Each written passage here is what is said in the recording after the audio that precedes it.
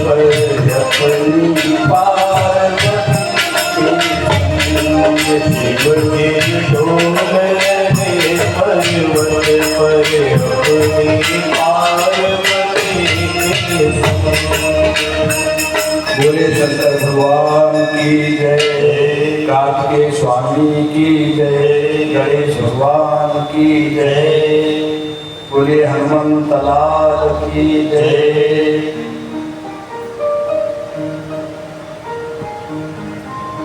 परम पूज्य स्वामी जी महाराज, सभी भक्त वृंद, सभी के हृदय में विराजमान परमात्मा स्वरूप भोले बाबा को प्रणाम करते हुए हम कथा में प्रवेश करते हैं।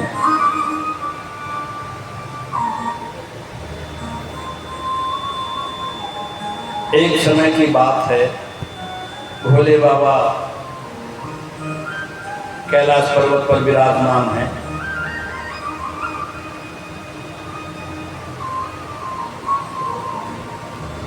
अपने ऐश्वर्य के साथ माँ पराम्बा माता पार्वती के साथ विराजमान हैं।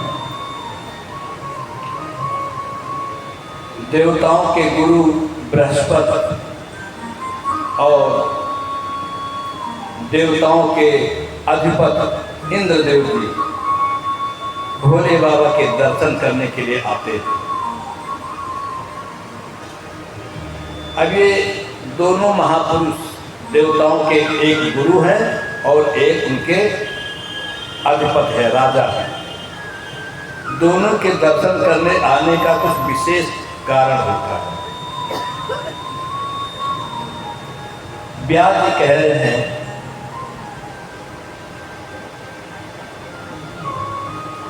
हे ब्रह्मन,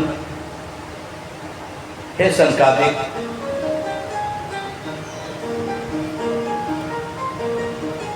भो ब्रह्मन् भगवन् पूर्वं श्रुतं मे ब्रह्मपुत्रक जलंधरं महादैत्यं अवधीशंकर प्रभु तत्त्वं वद महाप्राज्ञ चरितं शशिमौलिना विस्तारपूर्वकं शृण्वन् कर्तृत्वे तेजसोमलम्। हे ब्रह्मपुत्र संकादिक, मैंने सुना है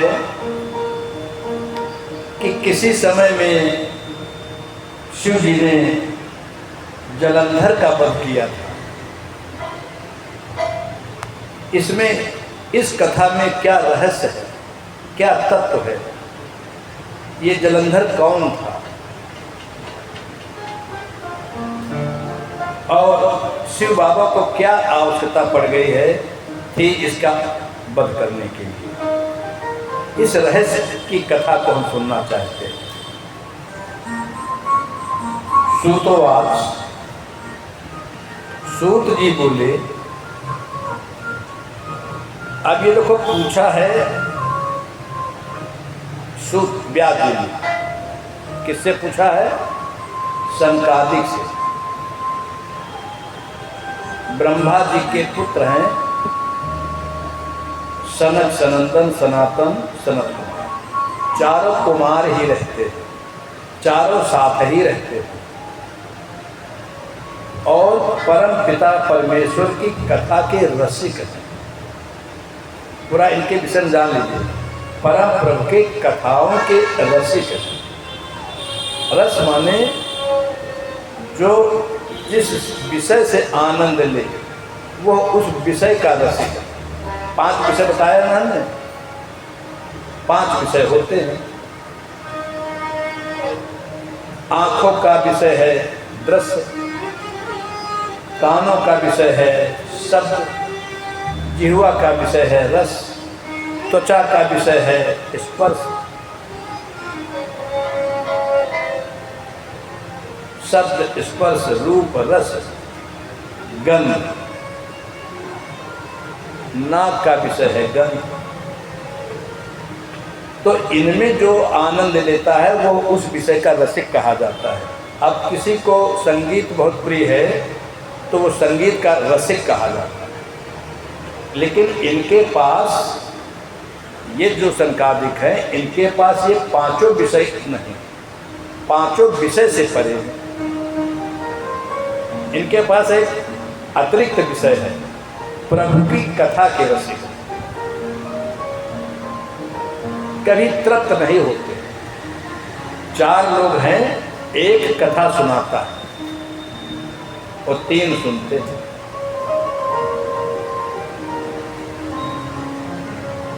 कभी दूसरा सुनाता है भाई तो शेष 3 सुनते हैं। इस तरह से चारों श्रोता हैं और चारों वक्ता भी। कोई नहीं मिलता तो न मिले। बदरी वन में बैठे जहां बद्रिकाश्रम धाम अपना है, उस पर्वत श्रृंखला में तपश्चर्या करते हुए नित्य प्रति कथा का श्रवण करते हैं। यहाँ तो 1 घंटे में ही लोग उब जाते हैं। नित्य प्रति कथा सुनते हैं और जब वो कथा सुनते हैं, कथा सुनाते हैं तो समस्त ऋषि सत्ता वहाँ पर आने लगती है, समस्त देव सत्ता वहाँ आने लगती है। यक्ष गंधर्व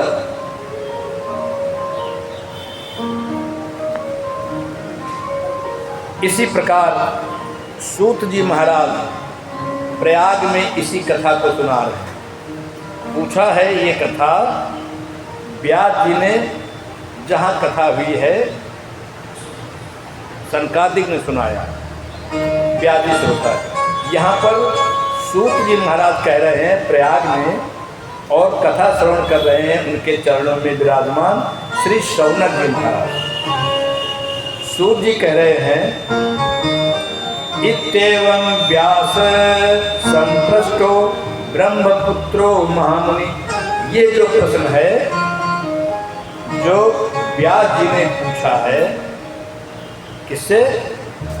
ब्रह्मपुत्रो महामुनि, ब्रह्मपुत्र से, ब्रह्मदेव के पुत्र हैं और कैसे महामुनि हैं, मुनियों के मुनि हैं संकादिक।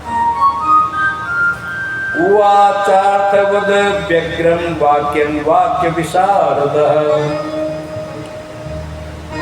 शांतमय वाक्यम वाक्य विशारदः।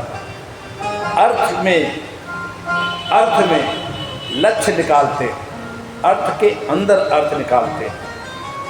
सनत कुमार बोले, एकदा जीवशक्रो च भक्त्या परमया मुने दर्शनम कर्तुमीशस्य कैलासम जगमतुर्भसन। एकदा जीव शक्रो, शक्र कहते इंद्र जी को, जीव कहते हैं ब्रह्मा जी का एक नाम है जीव, जो भोले बाबा ने रखा। तो दर्शनम कर्तुमीशस्य, ईश कहते भोले बाबा को। नमामीश मीशान निर्वाण रूपम, नमामि ईश ईशा, ईश कहते हैं भोले बाबा। तो कर्तुल ईशस्य कैलासन, कैलाश को गए, भोले बाबा के दर्शन करने के लिए गए। भोले बाबा ने सोच लिया कि ये दोनों महानुभाव आ रहे हैं, ये किस उद्देश्य से आ रहे हैं। अब देवताओं के गुरु हैं बृहस्पति और देवताओं के राजा हैं, ये दोनों एक साथ आ रहे हैं। अब ऐसे समझ लीजिए जैसे मोदी जी और जोगी जी पहुंच जाए तो लोग समझ जाएंगे, पत्रकार लोग, कि कोई विशेष बैठक होने जा रही है। तो भोले बाबा ने सोचा रहस्य क्या है, चलो इसका पता लगाते हैं।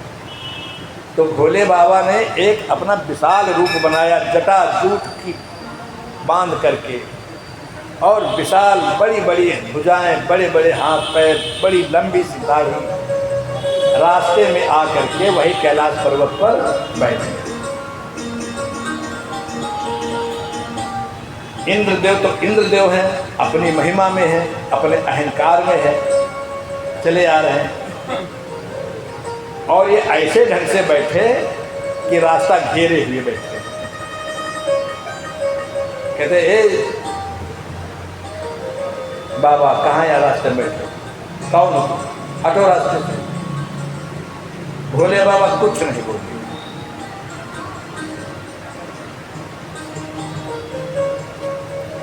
पुरंदर उवाच, पुरंदर इंद्र को कहते, पुरंदर उवाच कस्त्वं भो कुता आयाता किं नाम वत्तत्वता स्वस्थाने संस्था शंभु किं वा नेत्र गतम प्रभु। तुम कहाँ रहते हो, किस स्थान से आए हो, तुम्हारा नाम क्या है, और इस स्थान पर बैठ करके तुम क्या कर रहे हो।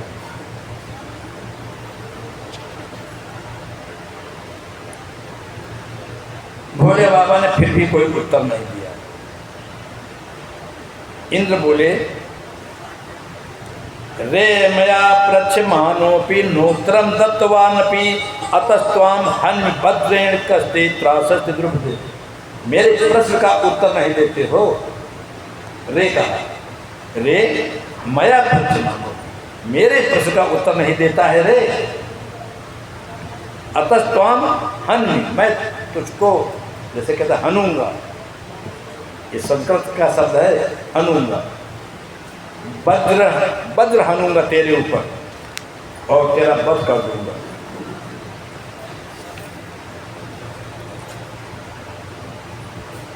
और इस प्रकार कह करके उन दिगंबर स्वामी को मारने के लिए वज्र उठा दिया।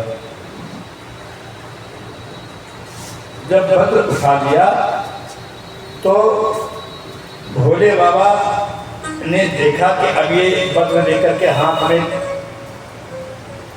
वज्रपात को स्तंभित कर दिया, हाथ ही को स्तंभित कर दिया, हाथ जहां का तहां ही रह गया।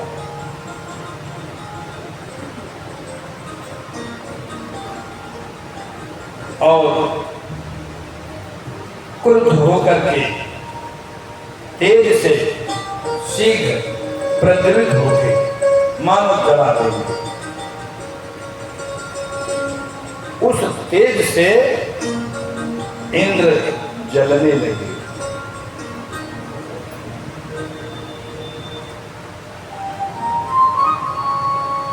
बृहस्पति देव ने समझ लिया कि अब मृत्यु निश्चित है। बृहस्पति तो संत हृदय हैं, गुरु है, विद्वान है, तुरंत समझ गए कि ये साक्षात भोले बाबा ही हैं। अहंकार में कोई पहचान नहीं पाता है, इंद्र नहीं पहचान पा रहा, लेकिन बृहस्पति देव की बुद्धि जगी हुई है।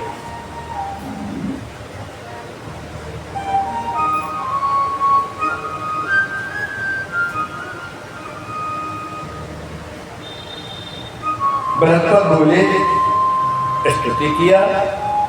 क्या स्तुति किया? नमो देवाधिदेवाय महादेवाय चात्मने महेश्वराय प्रभवे त्र्यंबकाय कपर्दिने। हे देवों के देव, मैं आपको नमस्कार कर रहा हूँ।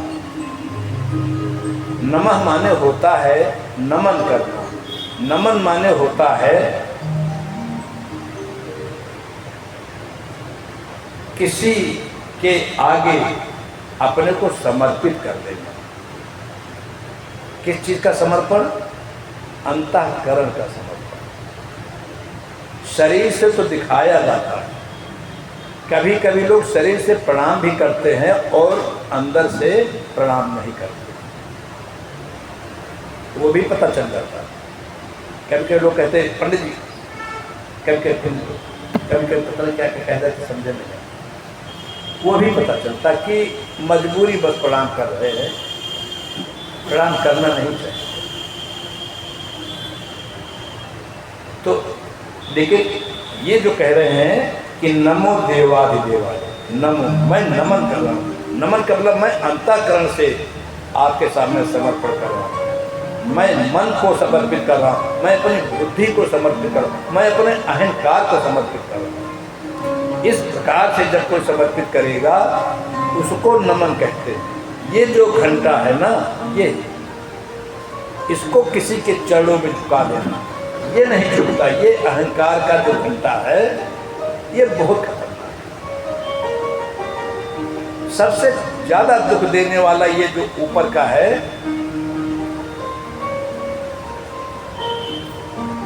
राहु का हिस्सा, राहु का हिस्सा यही खतरनाक है। ये झुकने को तैयार है। ये झुक जाए तो ईश्वर के गेट का ताला खुल जाए। गेट का ईश्वर का ताला तब तक बंद है जब तक ये घंटा झुकता नहीं।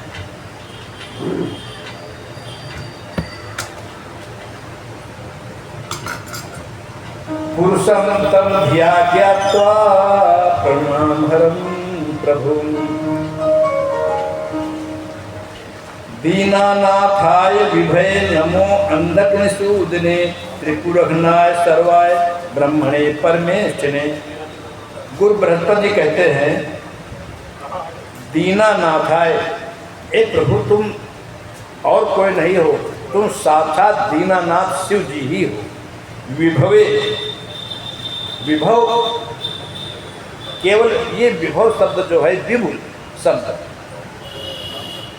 शिव जी के हर स्तुति में विभु शब्द जरूर आता है। विभु केवल शिव जी के लिए प्रयुक्त होता है।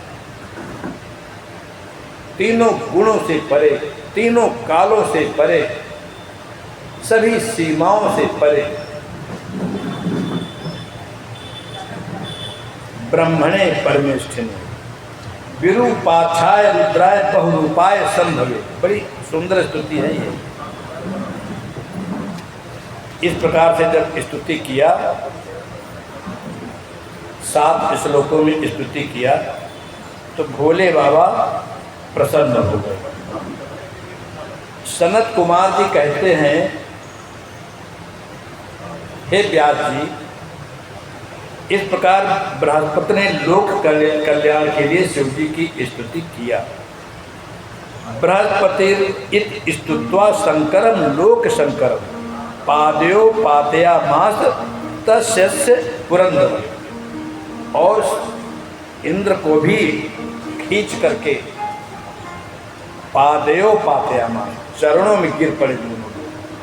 इंद्र को भी खींचा कि तुम भी गिर पड़ो, नहीं तो बचोगे नहीं। पातित्वा च देवेशम इंद्रम नत शिरोधरम बृहस्पतिर उवाचम इदम प्रसयावनता शिवम।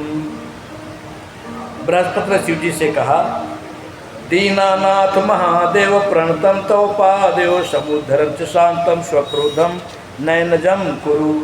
हे दीनानाथ, हे महादेव, प्रणतम तव पादयो, आपके दोनों पादयों में, तव पादयों में दोनों चरण, दोनों चरण। अब एक ही पैर कुछ लोग छू लेते हैं, एक ही पैर नहीं छूना है, दोनों चरणों को छुइए। तव पादयो, पादयों मैंने दोनों चरण। प्रणतम समुद्धरम च शांतम, शांत हो जाइए। स्वक्रोधम, अपने क्रोध को शांत कर दे। नयनजम को, और अपने नेत्रों को शांत कर लीजिए। हे दयामय आप ही संसार के आधार हो। हे दया आप ही संसार के आधार हो। आप ही करतार हो, हम सबके पालनहार हो।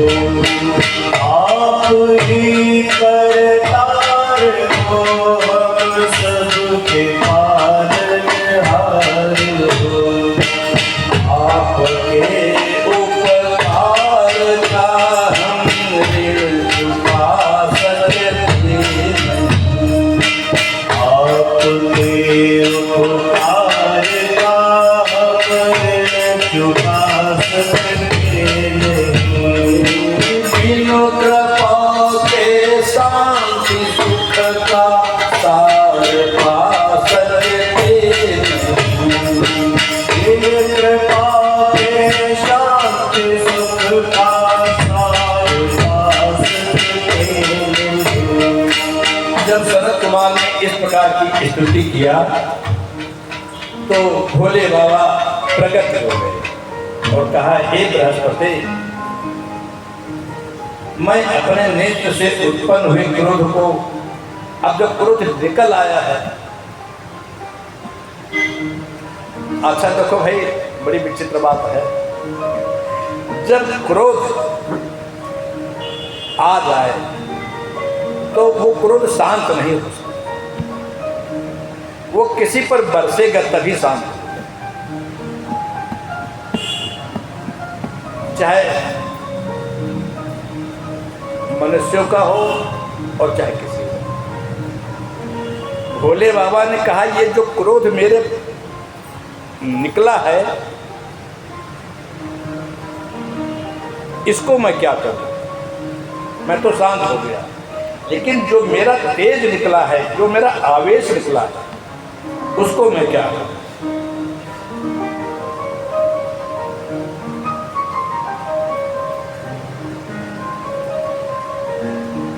जैसे सर्प अपनी केचुल को, सर्प, भोले बाबा कह रहे हैं, जैसे सर्प अपनी केचुल को जब छोड़ देता है तो फिर दोबारा वापस नहीं लेता है, ऐसे ही अब ये क्रोध मेरा निकल चुका है, अब इसको मैं वापस नहीं ले सकता हूँ। शरद कुमार बोले, शिव का ये वचन सुनकर के क्लेश युक्त तथा व्याकुल चित्त वाले बृहस्पति ने कहा, हे प्रभु, हे देव, भगवान भक्ता अनुकंप्या सदैव। प्रभु अपने भक्तों पर सदा करुणा कृपा करते ही रहते हैं, भक्तों से गलती होती ही रहती है। भक्त वत्सल नामे त्वम सत्यम पुरुषंकर, ये चतुर्था दफा किया कि आपका नाम भक्त वत्सल है और इस नाम को आप सफल करो।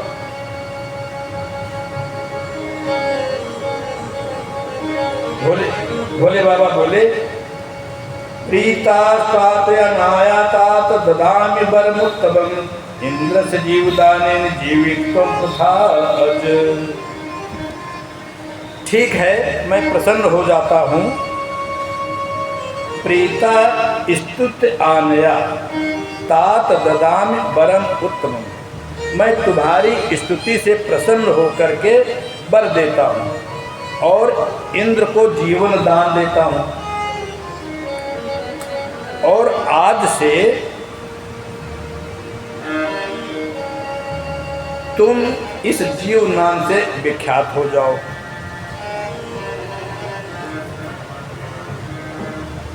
मैं इस तेज को फेंक रहा हूं ताकि इंद्र को किसी प्रकार की हानि न पहुंचाए। जो क्रोध रूपी तेज निकला है उसको मैं अन्यत्र कहीं फेंक रहा हूं ताकि ये किसी प्रकार से कष्ट न दे, नहीं तो उस क्रोध का परिणाम था इंद्र का वध हो जाना। सनत कुमार बोले, ऐसा कहकर शंकर जी ने अपने तीसरे नेत्र से उत्पन्न वो तेज क्षार रूपी समुद्र, जो खारा समुद्र होता है, उसमें छोड़ दिया।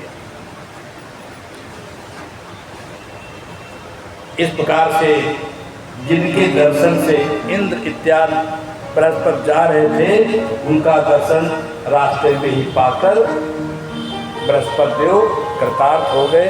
बोलिए सच्चिदानंद भगवान की जय। व्यास जी कथा सुन रहे हैं। व्यास जी ने प्रश्न किया, सनत कुमार सर्वज्ञ ब्रह्मपुत्र नमोस्तुते, श्रुतेयम अद्भुता ते कथा संभोर महात्मना। कहा, ऐ सनत कुमार, आप सर्वज्ञ हो, आप ब्रह्मपुत्र हो, मैं आपको प्रणाम करता हूँ। देखो कितना विनम्र है। कौन? व्यास भगवान। जब दिव्य रहस्य तत्वमयी कथा किसी से सुनना है तो कितनी विनम्रता का भाव है जरा ये देखिए। व्यास जी कह रहे हैं, सनत कुमार आप सर्वज्ञ हैं, आप ब्रह्मपुत्र हैं, नमोस्तुते, मैं आपको प्रणाम करके कहता हूँ। श्रुते अयम अद्भुता, ये मैं अद्भुत आदि एक कथा सुना हूँ। शंभुर मात्रा, महात्मा शंभु की कथा मैंने सुना है। छित्ते स्वतेजस ब्रह्मन भाल नेत्र सबुध भये, लवणा भास किम ताता भो तत्र बतासु। जो शंभु जी ने क्षीर सागर में, तो खारे सागर में जो अपना तेज प्रक्षिप्त किया है, फिर उसका क्या होगा, ये प्रश्न पूछा। सनत कुमार बोले कि शिव जी के जो तीसरे नेत्र से वो जो तेज निकला था, वो वहां पहुंच करके एक बालक रूप में प्रकट हो गया। अब भोले बाबा तो भोले बाबा हैं, उनका तेज साक्षात बाल रूप वहां पर हो गया और वो बालक वहां रोना शुरू किया।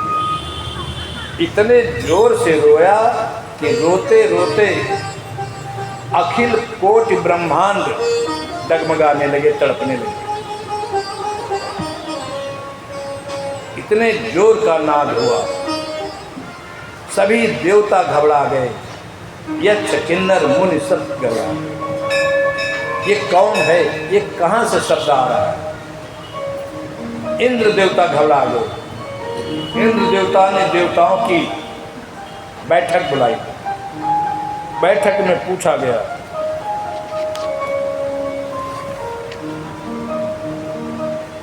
लोकाधीश सुराधीश भयविनाश उपस्थितं तन्नाशय महायोगी जातो अयं भी अद्भुतो रव। पूरे लोकों में ये अद्भुत रव है, अद्भुत आवाज है, अद्भुत ध्वनि है। ब्रह्मा जी ने कहा कि मैं पता लगाता हूं, देवताओं घबराइए नहीं। सनत कुमार बोले, ब्रह्मणो वाक्यम आकर्ण्य मुदिता सागरस्तथा प्रत्युवाच प्रदेशम नत्वा स्तुत्वा कृतांजलि। ब्रह्मणो वाक्यम आकर्ण्य मुदिता सागरस्तथा,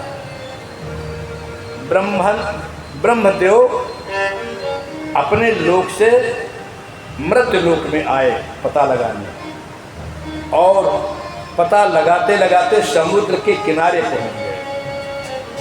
समुद्र के किनारे वो बालक रो रहा था, वहां पहुंच गए और पूछा, ये किसका बालक है, कौन है ये? तो समुद्र देवता प्रकट होकर के कहने लगे, प्रभु मैं ये नहीं जानता हूं कि किसका बालक है, लेकिन ये बालक यहीं पर प्रकट हुआ। अब प्रभु ऐसा कीजिए, आप ब्रह्मदेव यहाँ पर आ गए हैं, पूरे जगत के आप पुरोहित हैं, आचार्य हैं, तो आप इसका नामकरण संस्कार इत्यादि जो कुछ हैं सब कर दीजिए। ब्रह्मदेव ने उसको बैठाला और संस्कार करने चले तो उसने ब्रह्मदेव का गला दबा दिया। ब्रह्मदेव के आंखों से आंसू निकल गए, मरने की स्थिति पहुंच गई। आप देखिए, जो जैसा होता है वो बचपन से ही दिख जाता है। गांव में लोग कथा कहते हो नहार गिरवान की, वैसा दिख जाता है। ब्रह्मदेव उसका संस्कार करने बैठे, जहाँ तक संस्कार और संस्कार जो भी जैसे हैं, और उसका किसी तरीके से ब्रह्मदेव ने छुड़ाया, अपने को संयत किया। इस तरह घटनाएं आचार्यों के साथ आती रहती है, हम लोगों के साथ भी इस तरह की बहुत सी घटनाएं आती रहती हैं। और उनको उन घटनाओं को झेल करके मुस्कुराते हुए अपने कार्य को अंजाम देना पड़ता है। ब्रह्मदेव ने कहा कि मैंने इसको देख लिया है, कुछ पूछना हो बताइए। समुद्र ने कहा कि इसका पूरा भविष्य बताइए क्या है। ब्रह्मदेव ने कहा ये महातेजस्वी बालक है, इसने मेरा गला दबाया है और मेरे आंखों से जो जल निकला है इसको इसने धारण किया है। जब गला दबाने लगा तो मेरे आंखों से जल निकला तो इसके ऊपर गिरा और इसने इसको धारण कर लिया। तो आज से इसका नाम है जलंधर। आज से इसका नाम जलंधर पड़ गया।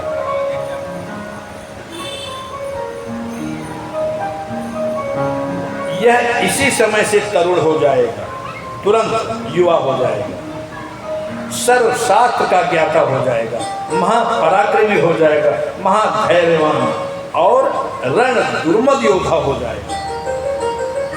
रण दुर्मद माने इसको कोई परास्त नहीं कर सकता। इसके और कार्तिकेय के समान कोई पराक्रमी नहीं। अब वो भी शिव के तेज है, ये भी शिव का तेज है।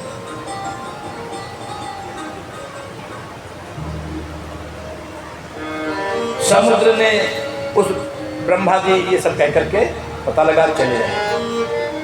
समुद्र उस बालक को लेकर के अपने घर चले गए और उसका पालन पोषण किया। अब बालक किसी को मिल जाए कोई तो पालन पोषण कर ही लेगा। आज भी किसी कोई बालक मिल जाए तो लोग पालन पोषण कर लेंगे। बहुत लोग तो बालक खरीद लेते हैं, बहुत लोग तो बालक चोरी करा लेते हैं। आज भी सब होता है। इसके बाद समुद्र ने उस बालक का विवाह कर दिया, पता लगाया और उसी समय एक असुर कालनेम, उसकी एक कन्या है जिसका नाम है वृंदा। वृंदा के साथ उसका पाणी ग्रहण संस्कार कर दिया। बड़ा उत्सव हुआ उस विवाह में और उसके बाद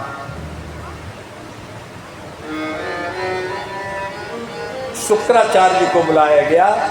शुक्राचार्य जो असुर था, असुर के कालनेमी, और अब असुरों के द्वारा कन्या दी गई है तो वो घोषित असुर हो गया और शुक्राचार्य का विभाग। अब शुक्राचार्य ने सारी व्यवस्था किया, एक क्षेत्र का उसको अधिपति बना दिया गया, राजा बना दिया गया और राज करने लगा। समुद्र के पास आ गया, समुद्र के साथ रहने लगा।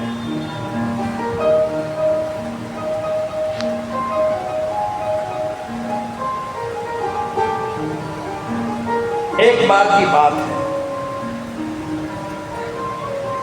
वो जलंधर अपने सभासदों के साथ अपने सभा में बैठा।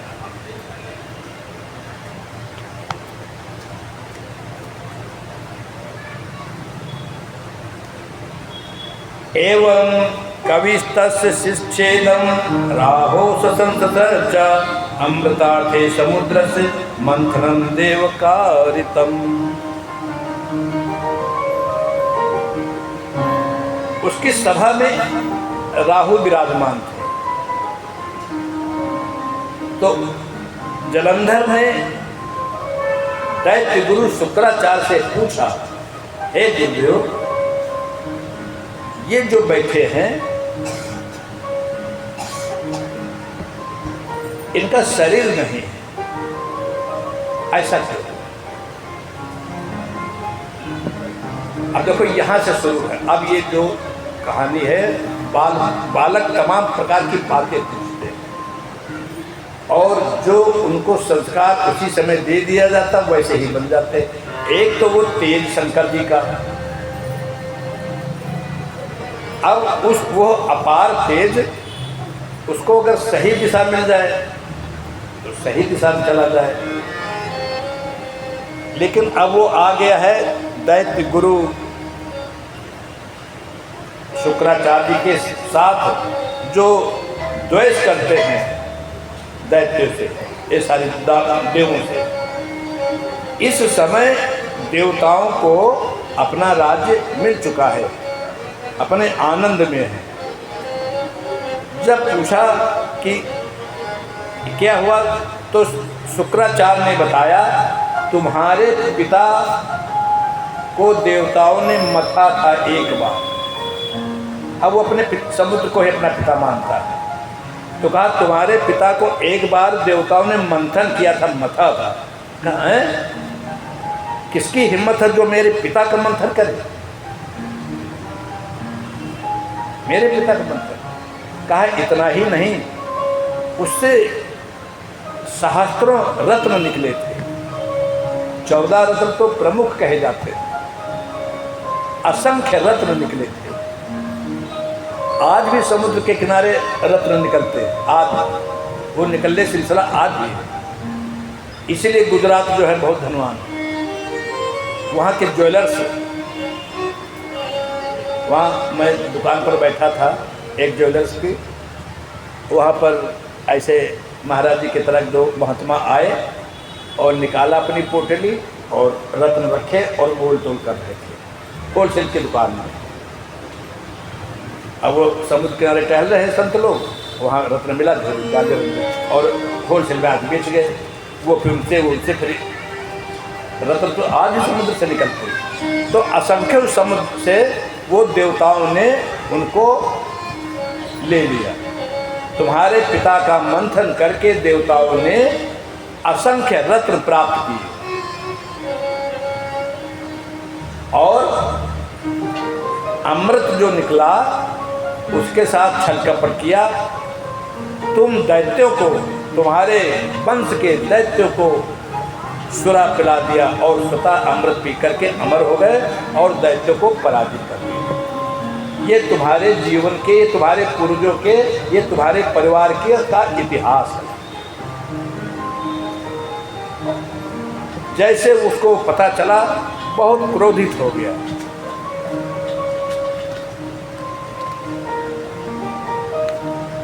और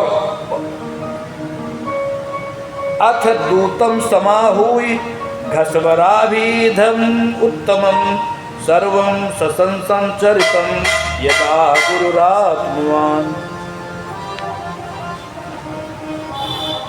इसके बाद उसने क्या किया, एक घसमर नाम का दूत उसको बुलाया और उसको पूरा समझाया जलंधर में। अथ तम प्रेषयामास सदूतम शक्र सन्निधौ सम्मान्य बहुसा प्रीत्या भयं दत्त्वा विशारदम्। जलंधर ने कहा ए दूत, तुम शक्र के पास जाओ, इंद्र के पास जाओ, तुम अभय हो, तुम्हारा कोई तुमको कष्ट नहीं दे सकता है, देवता तुम्हारा कुछ नहीं कर सकते, तुम निर्भीक होकर के मेरा संदेश सुनाओ जाए।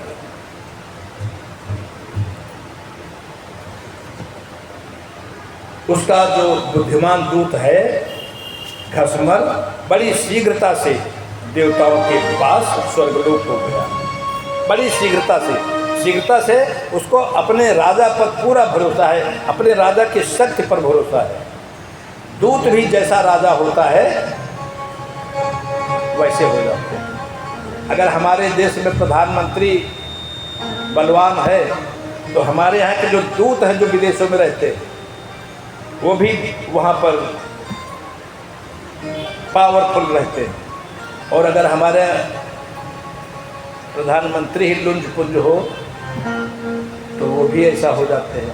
तो दूत घसमर जो है कुशलता पूर्वक पहुंचा जा इंद्र के समीप और बोला, जलंधरो अब्धि तनया सर्वदैत्य जनेश्वरा सुप्रतापी महावीरा स्वयं कवि सहायवान।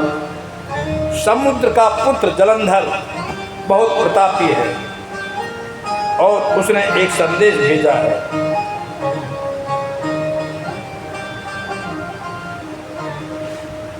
क्या संदेश भेजा है उसको ध्यान से सुनिए।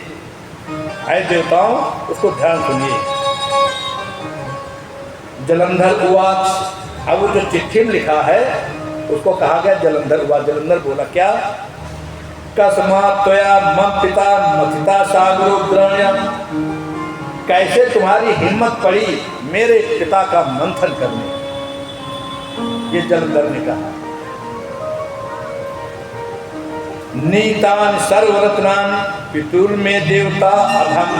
अय अधम देवताओं, वो जितने रत्न तुमने लिए सब वापस करो मेरे पिता के। उचितम न कृतम ते अद्य तानि शीघ्र प्रयच्छ मे मम आयाहि विचारे थम शरणं देवतये सह। सभी रत्नों के साथ मेरी शरण में आ जाओ, अन्यथा तुम्हारे समक्ष बहुत बड़ा भय उत्पन्न होने जा रहा है। मैं ये सत्य कह रहा हूं। ये बात उस चिट्ठी में लिख करके दूत ने दिया। सनत कुमार को आज सनत कुमार जी व्यास जी को सुना रहे हैं।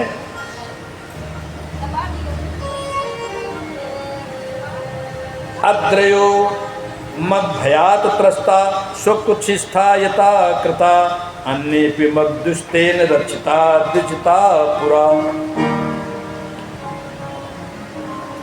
सनत कुमार बोले, जैसे ही दूत ने इस प्रकार की बातें सुनाया, इंद्रदेव विस्मित हो गए। ये कौन प्रकट हो गए? ये कौन पैदा हो गए? ये कहां से आ गए? फिर पूरा पिछला वृत्तांत समझते हुए कि हाँ, समुद्र में मंथन हुआ था, ये हुआ था। एक नई विपत्ति इंद्रदेव के सामने आ गई। इंद्रदेव अपनी महिमा में है। उन्होंने कहा कि ऐसा कभी नहीं हो सकता। उस समुद्र ने एक बार बहुत पहले मेरे दुश्मन को अपने यहाँ छिपा लिया था। तब से वो मेरा शत्रु है, इसलिए मैंने उसका मंथन किया था। उससे कह दो जाके, मैं एक कौड़ी भी वापस करने वाला नहीं।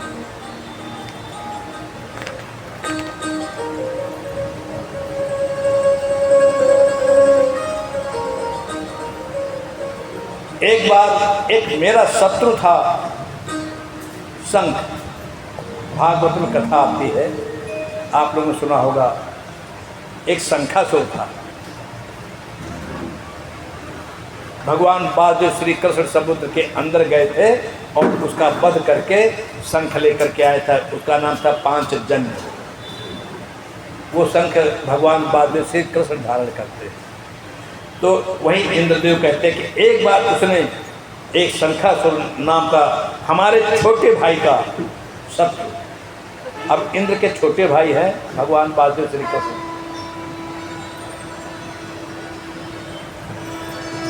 सभी देवता अदिति माता के पुत्र हैं ना, तो इसलिए वो छोटे भाई हुए। तो कह रहे मेरे छोटे भाई को का दुश्मन था शंखासुर, उसको समुद्र ने छिपा लिया था। तो दो तरीके से उसने हमारे साथ हमारे शत्रु को शरण दिया, इसलिए मैंने उसका मंथन किया था। उससे बता दो, मैं एक फूटी कौड़ी नहीं दूंगा।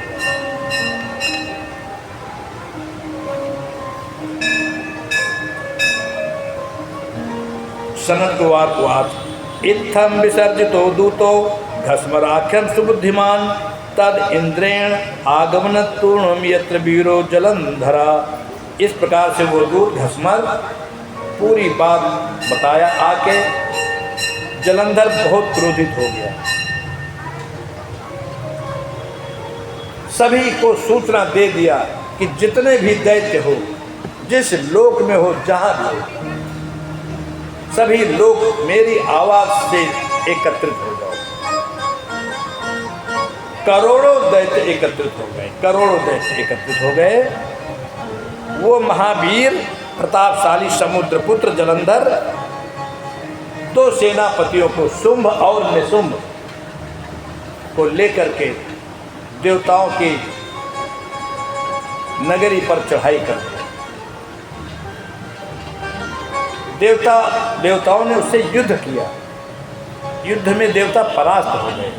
परास्त होकर के इंद्रपुरी को छोड़ने के लिए विवश हो गए।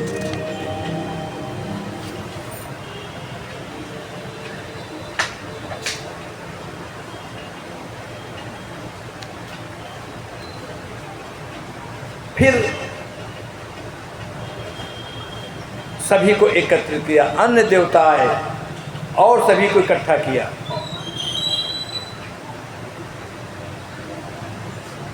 फिर युद्ध हुआ और जब दोबारा युद्ध हुआ तो बड़े पराक्रम से देवताओं ने युद्ध किया, लेकिन उधर से दैत्यों की तरफ से दैत्य गुरु शुक्राचार्य संजीवनी विद्या के ज्ञाता थे।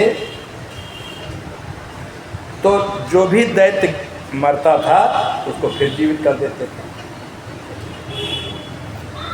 तो इधर इंद्र भगवान ने कहा अपने गुरु से, गुरुदेव बृहस्पति से, कि आप भी कुछ कीजिए ना, आपकी भी तो कुछ जिम्मेदारी है। अब उनके गुरु देखो ऐसा कर रहे हो, तो कैसे हमारे गुरु, इतना तो कह ही देंगे। फिर कंपटीशन करा देते लोग, यजमान लोग कंपटीशन करा देते हैं। विवाह वगैरह में जो पंडित होते तो यजमान लोग बड़ी तकरीर देते हैं, हाँ पंडित जी हारना नहीं, ज़्यादा से ज़्यादा श्लोक सुनाना। शादी विवाह में जब कन्या वर दोनों पंडित सामने सामने बैठते हैं तो यजमान लोग बड़ी तकरीर देते हैं। तो यही हाल यहाँ पर हो रहा है। तो बृहस्पति देव ने क्या किया कि द्रोणागिरि पर कुछ औषधियाँ होती थी, वही औषधियाँ भगवान लक्ष्मण के लिए बूटी लाई गई थी। द्रोणागिरि से बूटी लाए हनुमान जी। तो वो देवगुरु बृहस्पति द्रोणागिरि से बूटी ला करके और देवताओं को बचाने लगे। तो देवता मर कर के फिर जी जाते थे। तो जब देवता जीवित हो गए तो जलंधर ने पूछा शुक्राचार्य से, गुरुदेव ये देवता फिर अभी तो भाग गए थे, फिर हमने भगाया, अभी कुछ मार भी दिया था, ये फिर कहाँ से आ गए? तो शुक्राचार्य ने पता लगाया कि और कहा, राजन जलंधर, ये द्रोणागिरि में असंख्य जड़ी बूटियाँ हैं जिनको खिला करके तुरंत जीवित किया जा सकता है। और ये देवगुरु बृहस्पति वहीं जाते, वहीं से जड़ी बूटी ले आते और सबको जीवित कर देते। कहा अच्छा। तो इस द्रोणागिरि को ले आए और द्रोणागिरि को उठा करके जलंधर ला के समुद्र में डाल दिया। अब फिर युद्ध हुआ। फिर जब युद्ध हुआ तो फिर जब गए बृहस्पति तो देखा वहाँ द्रोणागिरि पर्वत ही गायब हो गए। जब पर्वत गायब हो गए तो जो जलंधर की सेना जिस देवता को मारती वो मर जाता। जब देवता मरने लगे तो बृहस्पति देव ने कहा, अब मैं कुछ नहीं कर सकता, अब तुम लोग अपने बचने का रास्ता खोजो, जहाँ चाहे वहाँ भाग जाओ।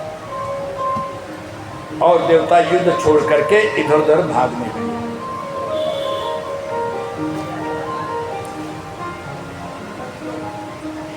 सनत कुमार उवाच, सनत कुमार कथा सुना रहे हैं, कह रहे हैं, पुनर्दैत्यं समायान्तं दृष्ट्वा देवा सवाः भयात् प्रकम्पिता सर्वे सहैवाद्रुद्रुवद्रुतम्।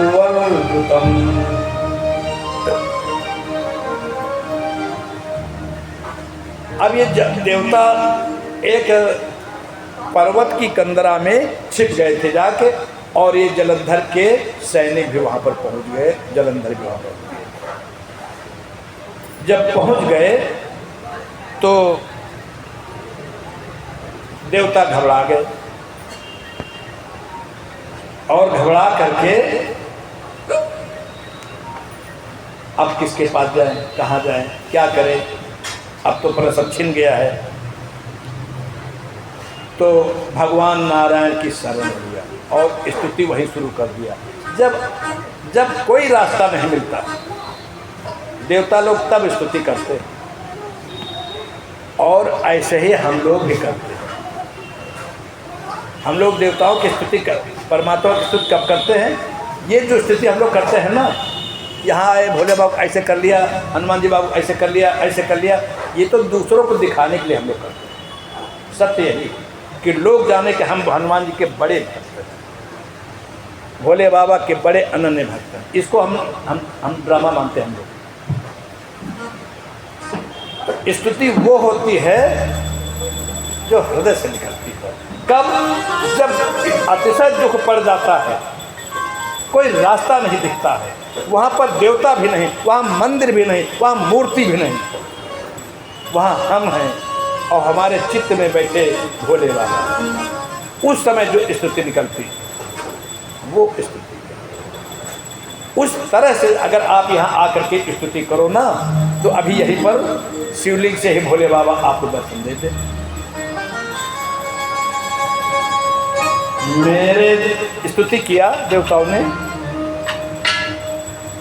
मेरे तो आधार सीताराम के चरणारविंद, तो आधार सीताराम के चरणारविंद, मेरे तो आधार सीताराम के चरणारविंद, मेरे तो आधार सीताराम के चरणारविंद, राम के चरणारविंद, राघव के चरणारविंद, राम के चरणारविंद, राघव के चरणारविंद, मेरे तो आधार राम के चरणारविंद, मेरे तो आधार सीताराम के चरणारविंद, मेरे तो आधार सीताराम के चरणारविंद,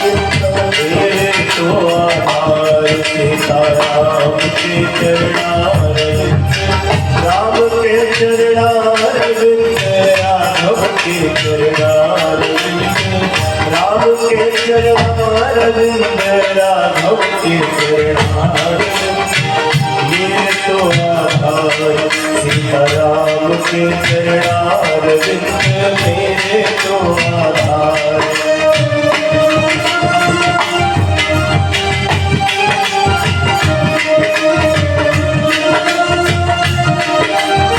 राम के चरणारविंद, राघव के चरणारविंद, राम के चरणारविंद, राघव के चरणारविंद, राम के चरणारविंद, राघव के चरणारविंद, राम के चरणारविंद, राघव के चरणारविंद, मेरे तो आधार सीताराम के चरणारविंद, मेरे तो आधार सीताराम के चरणारविंद, मेरे तो आधार सीताराम के चरणारविंद।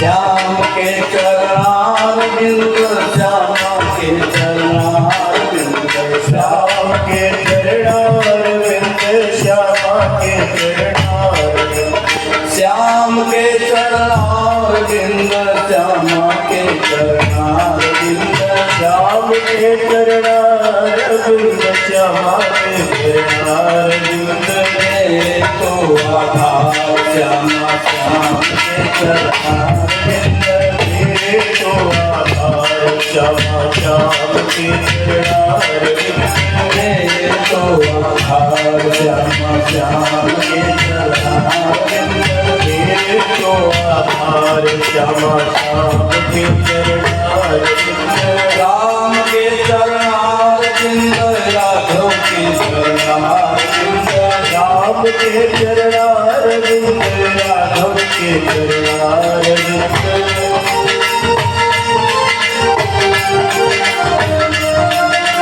मेरे तो आधार सीताराम के चरणारविंद, मेरे तो आधार सीताराम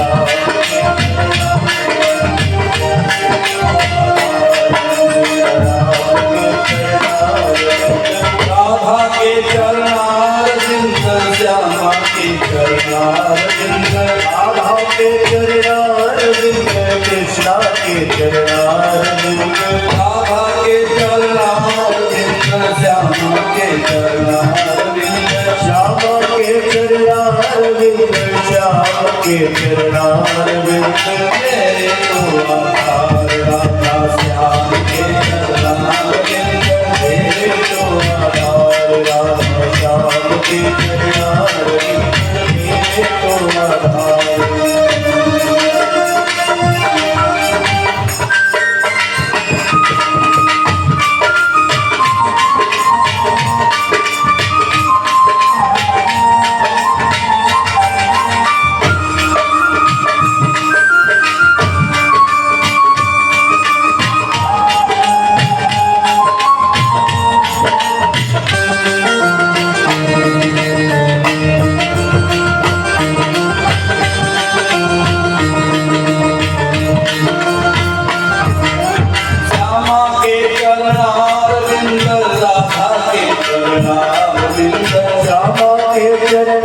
राधा के चरणारविंद मेरे तो आधार श्याम श्याम के चरणारविंद मेरे तो आधार श्याम श्याम के चरणारविंद मेरे तो आधार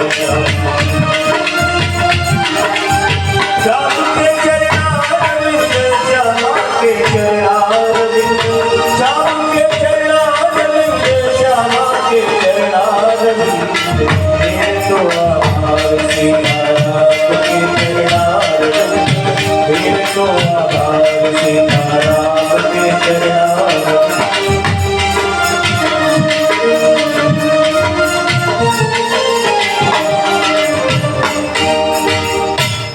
इस प्रकार से जब देवताओं ने स्तुति किया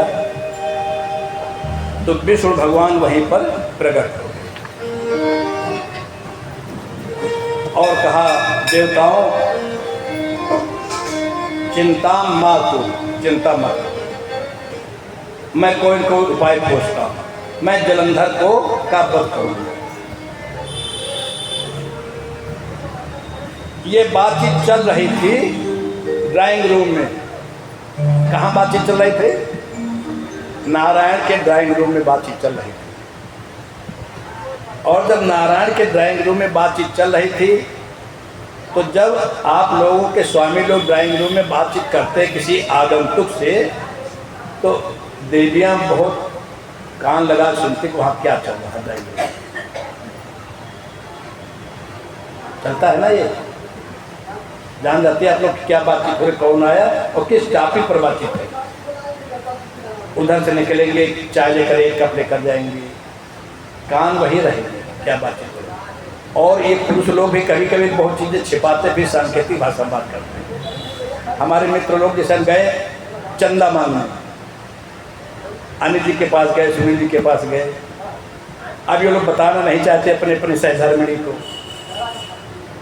तो जब ये जाएंगे चाय देने, ये सुनील जी का अर्धांगिनी सामने बैठी। जब ये लोग चाय देने जाएंगे तो चाय तो भाई बहुत अच्छी बनी और सुने क्या इधर उधर। फिर जब वो चले जाएंगे तो फिर वो बात शुरू हो जाएगी, हाँ तो 1100 रुपये से कम नहीं काम चलेगा।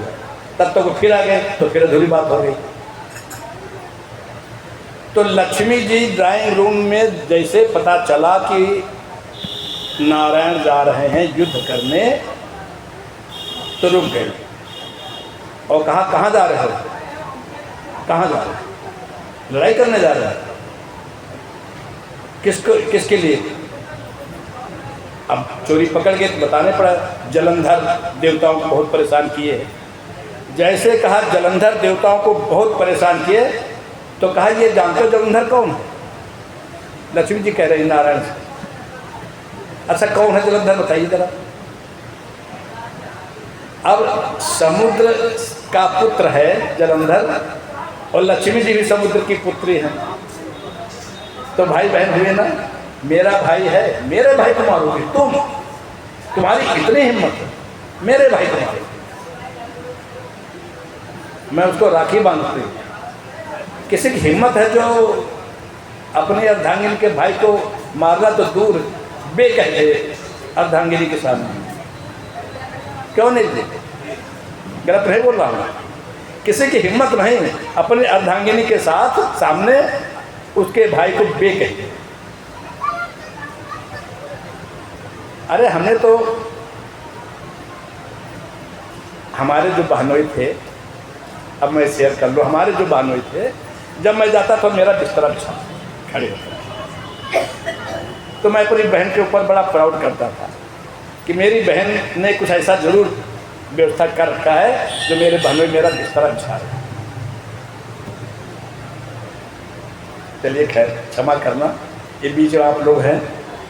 तो लक्ष्मी जी ने कहा आप मार नहीं सकते, मेरा भाई है, कैसे मारोगे?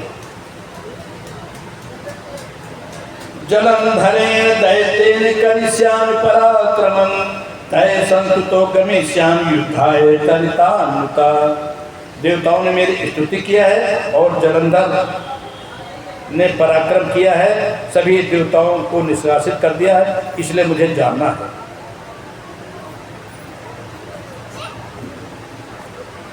और भगवान नारायण चल पड़े, गरुड़ पर बैठ करके पंख हिलाते गरुड़ देव चल पड़े। गरुड़ ने इतनी तीव्रता से पंख चलाए कि नीचे जो दैत्य लोग थे गरुड़ के पंख से उड़ने लगे, चक्कर काटने लगे। जैसे बवंडर आता है ना तो सब पत्ते पे उड़ने लगते हैं। और नारायण को देख करके सभी देवता पूरे दुगने साहस के साथ युद्ध करने लगे। जलंधर ने डांटा देवताओं को, कहा भोगो दैत्यवरा यूयम युद्धम कुर्तम दुष्तरम सक्राद अमरेर अद्य प्रबलेर कातरै सदा।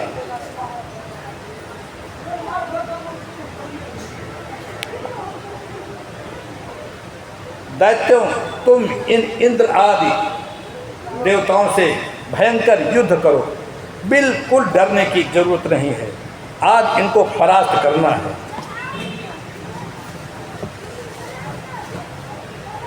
दोनों सेनापति शुंभ और निशुंभ पूरी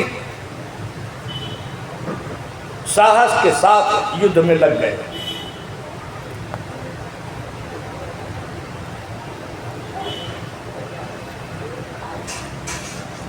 भीषण युद्ध हुआ। इस युद्ध में भगवान ने गदा चलाया। इस युद्ध में भगवान ने गदा चलाया। उसने भी गदा चलाया, दोनों गदा टूट गई। भगवान ने अपना सारंग धनुष चलाया और उसने सब काट के रख दिया। भगवान के सारे अस्त्र शस्त्र सभी को उसने काट दिया। अंत में भगवान नारायण ने उसकी प्रशंसा किया कि तुम्हारे जैसा वीर पराक्रमी आज पहली बार हमको मिला है। जिन आयुधों से, जिन अस्त्रों शस्त्रों से हमने बड़े बड़े दैत्यों का संहार किया है, वो सब आज हमारे फेल हो गए। तुम निश्चय ही वीर हो, पराक्रमी हो। वरदान मांगो, तुमको क्या चाहिए?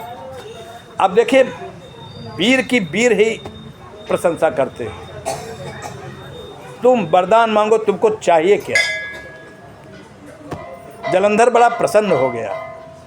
जलंधर ने कहा अगर आप वरदान देना चाहते हैं तो मेरी बहन के साथ आप मेरे यहाँ रहिए चल के। और विष्णु भगवान लक्ष्मी मैया को लेकर जलंधर के महल में रहने लगे। बोले विष्णु भगवान की जय। जब विष्णु भगवान अपने ससुराल में रहने लगे तो देवता बहुत दुखी हुई। अब क्या हो, अब क्या? अब तो नारायण अपने आनंद में, अपनी महिमा में है, वहाँ ससुराल में तो कोई कमी है नहीं।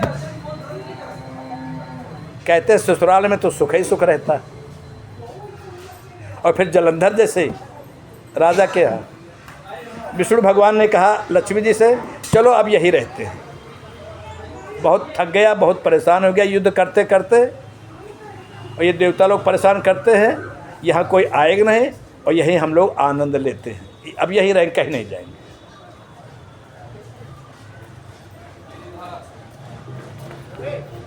इस प्रकार से रहते रहते देवताओं के ऊपर क्या गुजरी, कहाँ जाएं, किससे मिले, क्या करें, सारा राज छिन गया।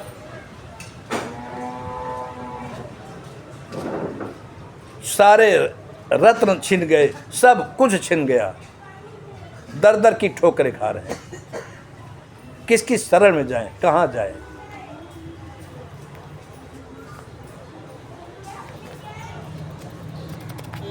अब उनके सामने एक ही उपाय है, शंकर भगवान की स्तुति करने के लिए सभी लोग एकत्रित हुए। बोले शंकर भगवान की जय।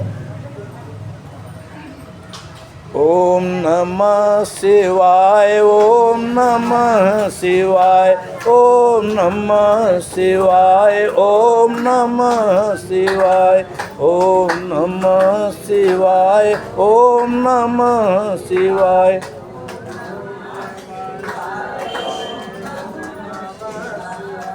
ओम नमः शिवाय, ओम नमः शिवाय, ओम नमः शिवाय, ओम नमः शिवाय।